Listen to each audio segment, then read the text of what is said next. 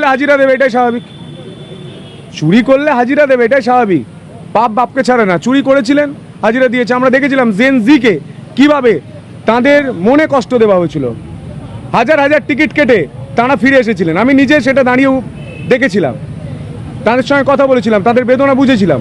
আমরা সেদিনই বলেছিলাম ভগবানকে যে এদের সাজা দাও, দিচ্ছে, পাপের ফল ভোগ করতে হচ্ছে।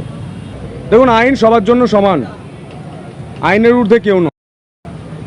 আপনারা বলছেন প্রাক্তন মুখ্যমন্ত্রীর সিকিউরিটি নাকি সরিয়ে নেওয়া হয়েছে, সিকিউরিটি ডিপার্টমেন্ট বুঝবে। আমরা রাজনৈতিক ব্যক্তিত্ব, আমি একজন বিধায়ক হিসেবে কি বলবো, সিকিউরিটি বুঝে নেবে, আইনের ঊর্ধ্বে কেউ নয়। উনি কি এখনো নিজেকে মুখ্যমন্ত্রী ভাবছেন? উনি তো পদত্যাগ করছিলেন না, উনি ওই ভাবনা থেকে বলছেন। ছাড়ুন না, উন্নয়নের দিকে ধ্যান দিন।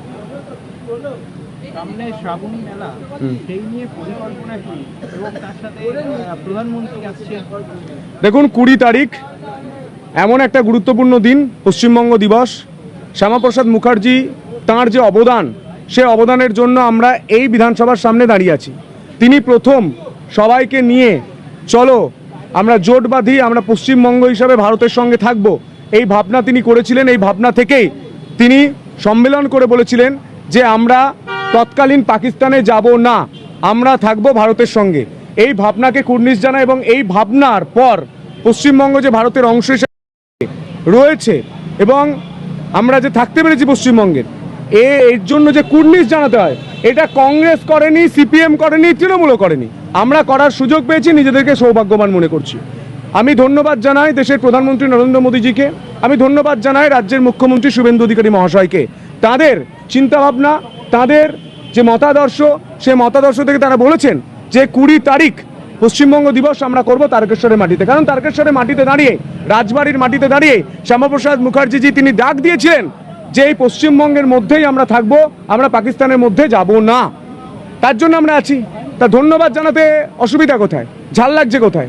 আমরা জানাতে পারছি, আমি তার জন্য নিজে আনন্দিত, নিজে গর্বিত। একজন পিএসএ চেঞ্জ করে দিয়েছে বলে এটা বিশাল কিছু হয়ে গেছে, এটা নিয়ে চর্চা আমি বেশি করতে চাই না। দেবাদিদেব মহাদেব তারকনাথ রয়েছেন যে মাটিতে, শ্যামাপ্রসাদ মুখার্জিজি তিনি সেই মাটিতে প্রথম দাঁড়িয়ে বলেছিলেন যে পশ্চিমবঙ্গটা, এই বাংলার অংশটা কোনোভাবেই পাকিস্তানের সঙ্গে যাবে না, আমরা ভারতের সঙ্গে থাকব। তাকে সম্মান জানানোর জন্য প্রধানমন্ত্রী নরেন্দ্র মোদীজি আসছেন, তাকে জানানোর জন্য আমরা আজকে সকাল থেকে সত্যে স্বাগতার সঙ্গে স্বাগতর যে আমাদের প্রকল্প, যে আমাদের কর্মসূচি, সেই কর্মসূচি আমরা করেছি। নিজেকে ভালো লাগছে। শ্রাবণী মেলা